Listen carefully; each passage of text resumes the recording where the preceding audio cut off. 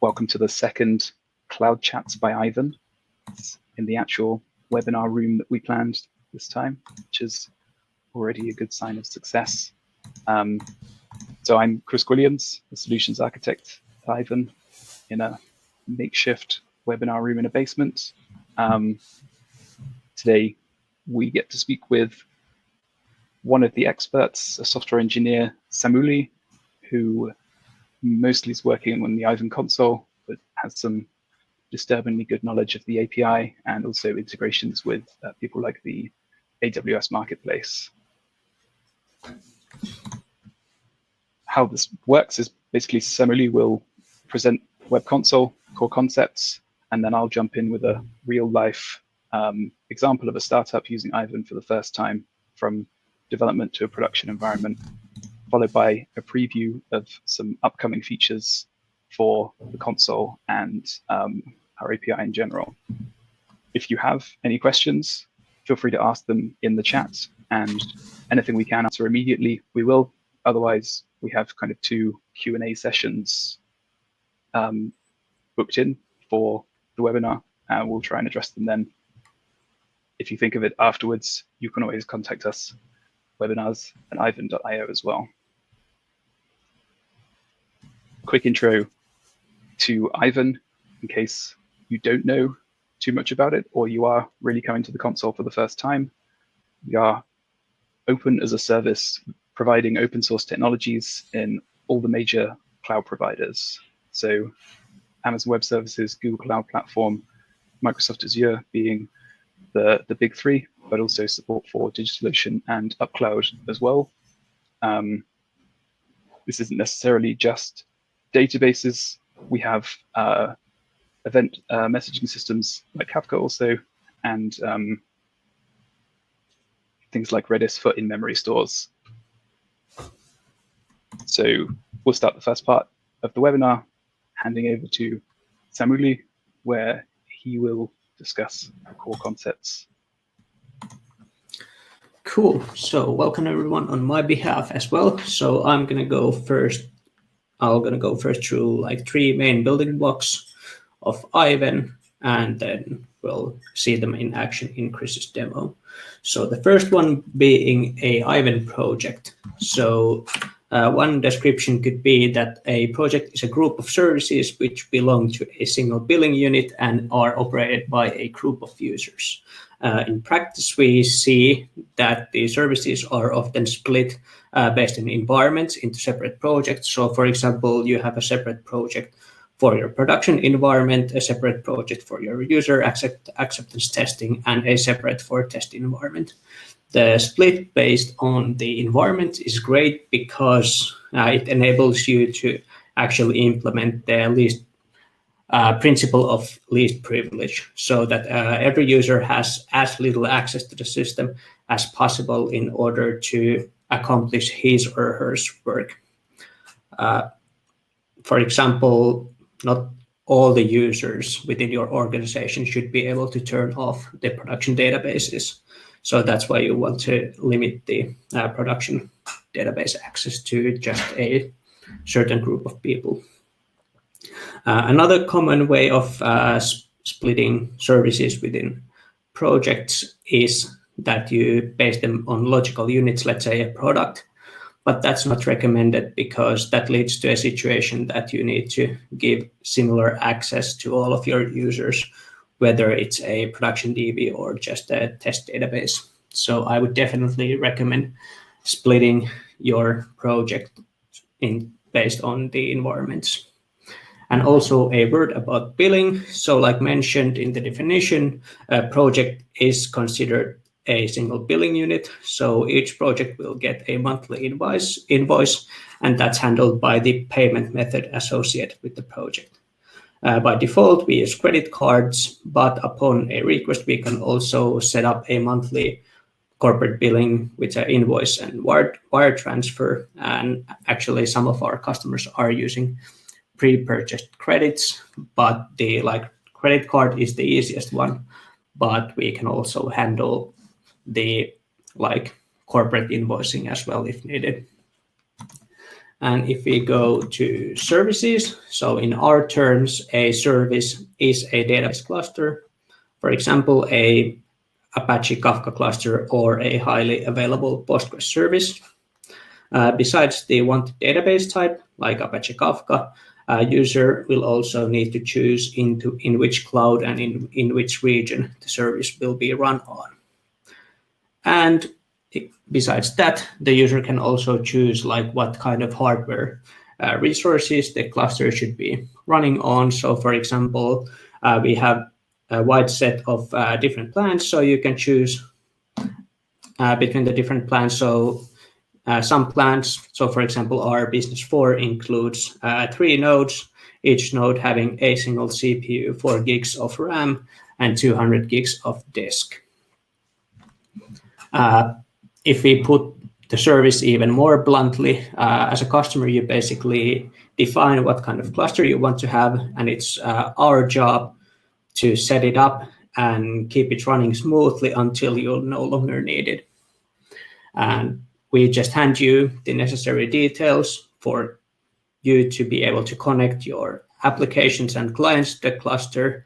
So you can just leave all the database management and running the day-to-day tasks for us. And the tasks which we handle are, for example, we take care of the backups, we replace faulty hardware like VMs, we apply all the necessary security updates and maintenance updates and whatnot. And besides just keeping it running, we also build a lot of additional features to you. So I'm not going to go them through here, but just feel free to play with the Aiven console and discover those on your own. As a customer, you will be billed hourly for each and every running service within a project. This is pretty neat that you can start and stop your services as you want. So for example, you can turn off your development clusters for the night and turn them back on in the morning. And there's not going to be like any running expenses for the nighttime. And if we move to the final building block, which is the user. So you are most likely an Aiven user, and if you're not, you can easily just sign up for our trial to become one.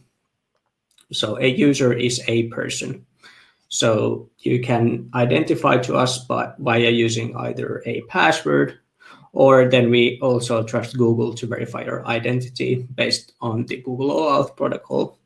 And it's a good thing to keep in mind that it might be easy to first sign up and use a password, but there are no restrictions for enabling the Google authentication later on to your user, if you will. You can do that from the profile page. Besides Google and the password, we also support enterprise identity management providers. So the authentication is implemented via the SAML protocol, and that enables us to support like multiple different providers out of the box, like Google G Suite and Azure AD. If you have been following up, or if you are a heavy Aiven user, you might have known that this is not yet generally available, but I'm going to talk a bit more about at the end of this webinar. One common issue or misunderstanding that some of our customers have had in the past is that the Aiven users I'm talking about here are completely separate from the service users, which are used for, let's say, connecting to a database, which are client. So the authentication methods here described, so you're authenticating to Aiven platform, and the same user cannot be used for connecting, let's say, Postgres. As a user, you are invited into projects, or you can create new projects, and the user roles are actually determining your access levels to the system. So we have 4 different roles at the moment. So admin, operator, developer, and a read-only user. In the table is a quick summary of the main responsibilities, but if I'm gonna quickly describe them a bit in a more detail. So admins are quite often like managers, and their responsibility of like making sure that other peoples get their work done, and also they are sort of handling the money side or the billing related details. Operators are quite often DBAs or DevOps people, so their responsibility is to like choose the right kind of databases and start them and upgrading whenever needed. So the operators have the right to start and stop services within the project, and also upgrades and downscales. So basically operations that affect the bottom line billing. Developers, on the other hand, cannot do operations that affect billing, so they are solely using the services that the operators and admins have created for them. And the main tasks could be that they are like building the application so they can see the service connection informations. They can create resources within the service. So for example, they can create databases, and they can use like the service specific functionality that we have built within Aiven Console, for example. Read-only users, on the other hand, cannot see even the connection service details. One use case for this role could be that you don't want to grant your developer a right to a production project, because that would give him or her the ability of connecting to the DB, and that might not be a wanted situation. So a read-only user could be used, could be given to a developer to production environment. So, and then they could just like, for example, see the application logs and application metrics, just to like provide them some visibility to the production environment, but not necessarily anything like that, so that they like can't do anything bad for the actual system. And here is a illustration that summarizes things a bit. So we have projects, which include services. And then in here we have Alice, Bob, and John. And Alice is an admin for both project. Bob is operator for both. And John is a developer for the user acceptance testing project. And now is a good moment of raising questions if you had at this point before moving to the actual live demo or live-ish demo. So if there are questions, there's this option to put your hand up, which is a speak, which we can click and enable, or equally messaging something in the chat. If there's nothing for now, there'll also be a slightly longer time slot at the end for other questions. So you don't have to forever hold your peace. You can just wait 15 minutes. Yeah. Now Chris can move to the demo. Okay, I say from dev to done in 6 minutes because that is the duration of the video. It's a pretty high chance I'm going to pause it a bunch of times though. So roughly 6 minutes, let's say. Here's a fairly contrived example, but it seems funnier than just using a bank or generic office. So you're a new developer for Valankumus, which is a Finnish startup that wants to put the fin in fintech. You've been hired as their second employee to build their backend, but right now you're spending more time maintaining their systems than just writing that code that you want to write. Looking for a cheap, cost-effective service that lets you host your dev Postgres database in regions that comply with financial regulations, but equally, you want the service to be able to handle scaling up when you guys hit it big. So we'll switch to, here's one I made earlier. So you've signed up to the Aiven console, you've logged in, you see your services overview.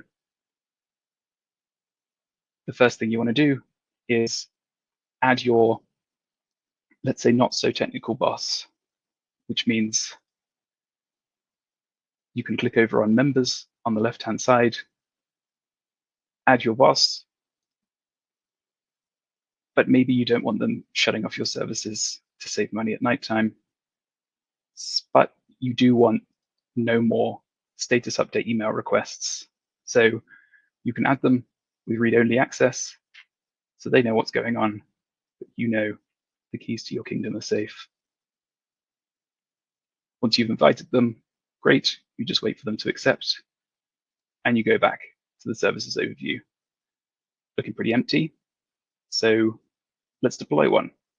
In the top right, you've got this create a new service, which we'll click on, fade in. Now, a screen with a possibly overwhelming amount of options. But we're a bleeding edge startup. We know we want Postgres. We know we want version 12 because it's the latest and greatest. We click on this, select the version. From this, we basically have the 4 options. Select your service, select the cloud provider, select the region of that cloud provider, and then select the plan. If you want to, set a name. But we know the service, Postgres version 12. We love Google Cloud Platform, so we'll go with that. We're a Finnish startup, so we choose the Finnish region for patriotic reasons and maybe also financial legislation. Once those are selected, then scrolling a bit further down the page, now you see the plans. In this case, we're a startup. We've got our $300 of credits. We haven't given away our credit card details yet. So we want to make sure those credits last as long as possible. And probably we don't care so much about backing up 500 test.test.com accounts. So here we'll click Startup and click the lowest there, which is still more than enough. We have 4 gigs of RAM, 80 gigabytes storage. Yes, there's no standby node, but I think we can handle it. We'll give it a creative name. DevPG, very creative. And then we click Create. There it is. This overview shows all your running services. And now you have a little dot next to nodes. It means there's one node. And now it means something's happening. So you can hover over this and it will tell you the status. So right now it's setting up the VM and then deploying. And we wait for that green dot that says everything's ready. While we wait for it, this details page basically has everything that we need. And the console's essentially served its purpose for us now. We have the connection details to the database. We have the user, the access that we need. So as soon as that goes green, we can just copy this information, put it into our new serverless zero framework TypeScript app, and we're done. Start developing. Maybe a week later, we're ready to go to production because we're just that good at writing code. At that point, we're going to need a production database. So here's the one we've been working on for the last week. It's the one that we just set up, but now moving towards production, we've got a couple of options. There's this upgrade plan that you see below the connection details for the service, where you see Postgres version upgrade plan. Clicking on that shows us all the plans again.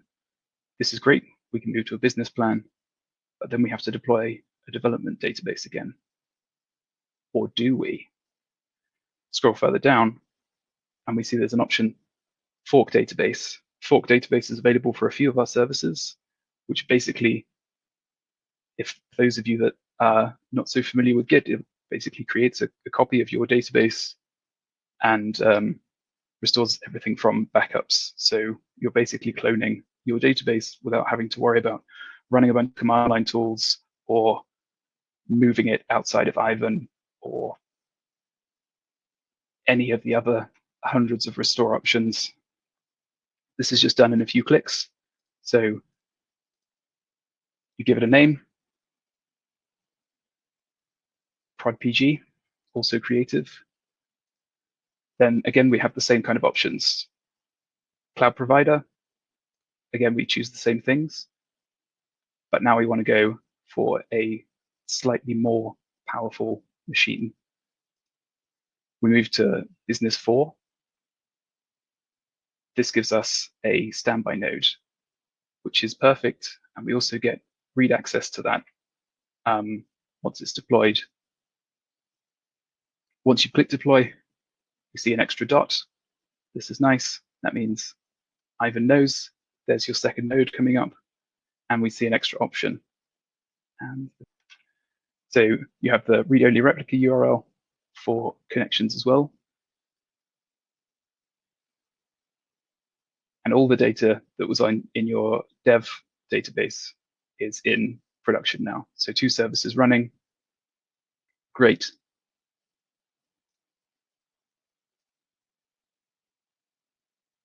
But now we get to the fun stuff. Your services are running. You're using it in production. You're making money. Everyone's happy. Valancomus is a great success. Further down, under the fork database option, we have these options for maintenance updates, maintenance windows, and advanced configuration.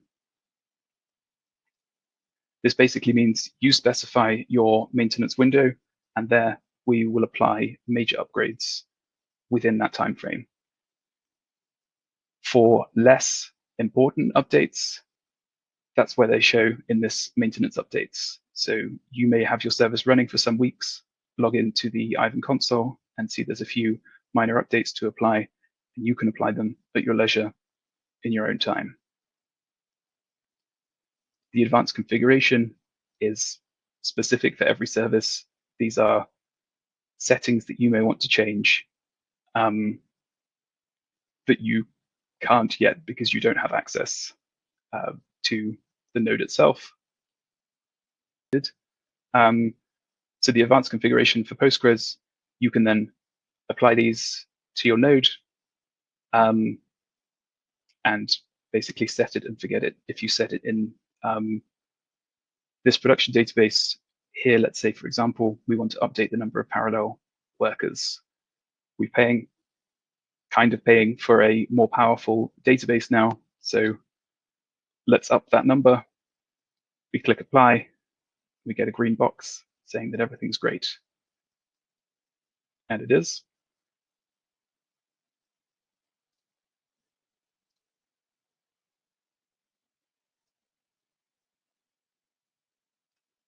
Okay. You have your production database, you've applied your settings, it's running. You can forget about it until someone comes at you on intercom or sends an aggressive tweet that says, this is failing, what's going on? In that case, every service has metrics and logs available. So basic metrics on CPU usage, RAM usage, disk usage, etc.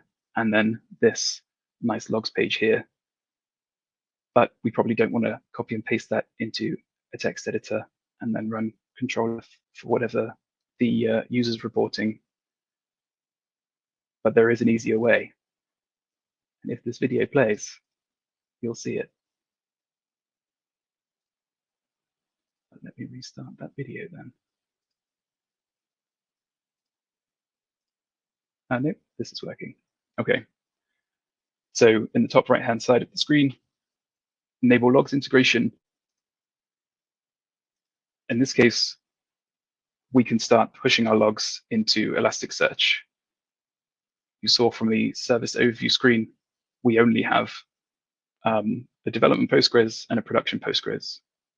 We don't have Elasticsearch running to dump them into. If we did, we could use an existing service. In this case, we'll set a new service.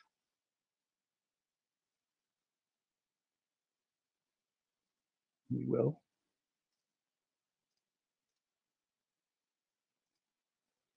Yep. And a familiar screen will show. Same thing, select your region, select the plan, put in a cool name, something not so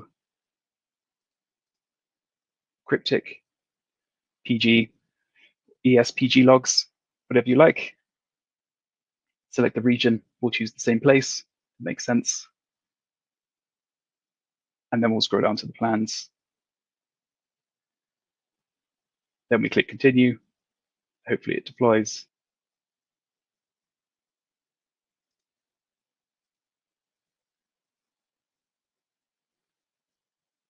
Once you've seen the configuration screen, then we have Elasticsearch specific configuration. So the prefix for the index and the number of days to hold them for, which we set. Great. Now in the top right, it doesn't show enable anymore. We see the integration itself. It's a nice touch. So we can click on it and be taken to the ESPG logs service that we've just launched.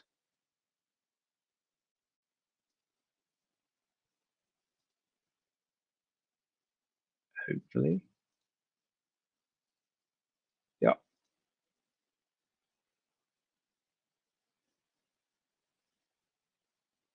So there we see two tabs, Elasticsearch and Kibana with connection information. In this, we can just copy the password. Remember the username is Aiven admin. Elasticsearch is the service itself, and Kibana is this glorious web UI that means you don't have to view everything in a terminal. And if you can see that, we click a link to the service URI. We see Kibana. We say, no, we don't want to see your sample data. We've got some Postgres logs we want to look at. So explore on my own, and we're taken to the empty Kibana dashboard. Clicking on Discover says we have no indexes, reasonable. So we use a wildcard just to say PG prod, whatever, in case we have multiple services reporting to it. This then just concatenates and it then indexes all of them. So PG prod asterisk, set the timestamp as the time filter, and make the index. We see an overview of it, which is nice but not super useful when we have a bug to solve. So we go straight to the visualize. There we go. Is that playing? Yeah. So we can click Discover again. There's our index. We have a plot of the logs coming in and the volume of logs coming in, as well as a nice little printout. And we can use the full power of Elasticsearch to then solve this angry users problem and continue on Valankum's path to success.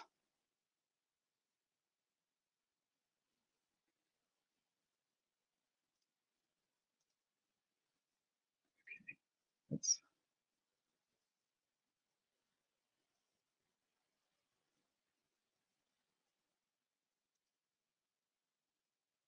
I'm not sure the video is playing for people. There we go. Okay, so Valankum was successful. We've launched. Let's finish with some useful tips for services that you've had running for a while. The primary focus of the Aiven console is for deploying and managing your services. But for a few of the offerings we have, it goes a little bit further and gives you a bit more insights into the service itself, how it's being used. This is particularly true for Kafka and Postgres for us. And in this case, we have PostgresDB. So there's a few extra tabs. Users and databases allows us to manage the service users, the databases that we create that our app is using. But we also have query statistics and current queries. Query statistics shows us basic stats on queries that are being run, and the current queries gives us kind of a high-level overview of what's happening on the database right now, and if there is anything that we should be looking at to optimize. For anyone that has worked with Postgres before, also know connections to The database itself can sometimes be problematic, even if you have a pretty powerful server that it's running on. So we have this pools tab as well. With Aiven Postgres, it also comes with a piece of software called PG Bouncer. PG Bouncer is a tool that will manage connection pools to your database. And instead of just opening a new process for every connection that comes in from every client, PG Bouncer can handle these for you, and you can specify and create those pools here. In this case, we can give it a pool name, the database that we want it to manage, and then we can specify how the pool manages itself based on the transaction or the session, and then the size of the pool itself. This means PG Bouncer has that single process that's usually taken up by one connection and can now allow 10 people or 15 people to connect. That's essentially it. So now we'll move back to the presentation, and somebody can give a sneak peek of what's coming. Yeah, thanks. So if we go back to the illustration I showed just before Chris started, so this is the day where we are at today. So quite commonly, we've seen that when Aiven services are adopted within organization, they start with a small project with a small proof of concept. And after it has been like fully rolled out to production successfully, the different development teams start to talk to each other within that organization. They share their experiences, and then other teams might actually get interested of getting managed databases as well. So then another team might get interested. So let's say Charles and Bill start a Greenfield 1 project with its own Elasticsearch and Grafana. And everything is actually pretty smooth still. But if we fast forward to the future, we can see that there can be like tens or even hundreds of projects and hundreds of users, and it's actually super hard to manage the access rights of each and every individual person, and it's super hard to get like a good overall view on how things are laid out in the organization. For catering such use cases, we are going to introduce a concept of accounts, which basically groups projects together under a single umbrella. And then to accounts, you can define teams, so a group of users, and then those teams can be given a certain like access role to projects. So this should make it super simple for actually managing a large organization. So you can have like your CTO managing your account, and then you basically move from managing individual people into managing individual teams. And whenever a new team member either joins a team or leaves a team, the access levels are like propagated automatically. And also the SAML Enterprise SSO mentioned earlier is also somewhat related to this. So also that those enterprise logins are going to be bound to the account. So this is yet not available for everyone, but we are just like finalizing the last visual pieces so that we can still keep the usability as similar as it's been currently today, but also allow it to cater the need for bigger organizations and bigger Aiven use cases. If we move to the latter part, my takeaways would be that split project based on environments, that's just great. And set up logs and metrics integrations. We show some logs and some metrics in Aiven Console free of charge, but you can get a small Elasticsearch or small InfluxDB and start to feed or dump your data into those stores, because like Chris showed, Elasticsearch is way more powerful tool than we can actually ever build inside the console. And enable the enterprise login when it comes available, and you can hear about it by just following our blog. So I'm sure that we're going to have a announcement of it when it's going to be ready. And if you're like super keen, you can maybe contact us through webinars at aiven.io or through our support.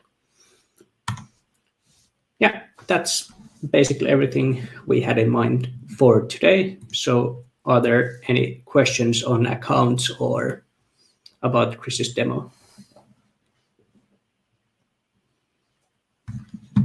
Just quickly checking the chat, see if anything's come up.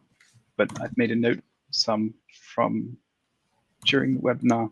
So one is, what does the accounts feature mean for billing within projects? So yeah, so in the first phase, that billing is still going to be bound to a single project, but we are going to use the same account concept for consolidated billing, so that you can define different billing groups within the account, and then you can like link a group of projects into a billing group. And that has already been worked on, but I cannot promise yet any deadline for it, but that's something that we are working on already. Shane asks, when would the accounts feature be officially released? And I guess, as somebody said, nothing is fixed, but you can contact our support and they can enable it for your accounts now in a beta phase. Yeah, but I would say weeks, not months. We are pretty close. It's just that we want to be sure that it actually works as expected before, because it can introduce it introduces more complexity, and we don't want to overwhelm people with the added complexity added to the UI. But the feature itself has been already built. And help articles around the SAML login have already been written, are ready to be published as well for identity providers like Okta and Auth0 and Azure as well, I think. Another question was, I tried deleting a project, even though I had no services running, the option wasn't there. How can I delete that project? Yeah, so I assume you might have some unpaid bills or outstanding invoices. So we only allow you to delete a project once it has no outstanding invoices. So just wait until the month passes, and then you can delete it. But the empty project itself doesn't bring you any costs, so you can have it there. Cool. Thanks. You didn't see anything else coming through the chat. So just as a quick closer, this is the first in kind of a planned series of webinars to cover the tooling that Aiven provides, the web console being the most commonly used, but we also have command line clients and a Terraform provider, as well as a Kubernetes operator that is in the early stages of development. So we'll be focusing on those in other webinar sessions, so you can keep informed about those. And that's essentially it. So thanks everyone for joining us. If there are topics that you want covered, you can email webinars@aiven.io. And yeah, we hope to see you at the next session. Yeah, thanks, Samuli. Thank you. All right.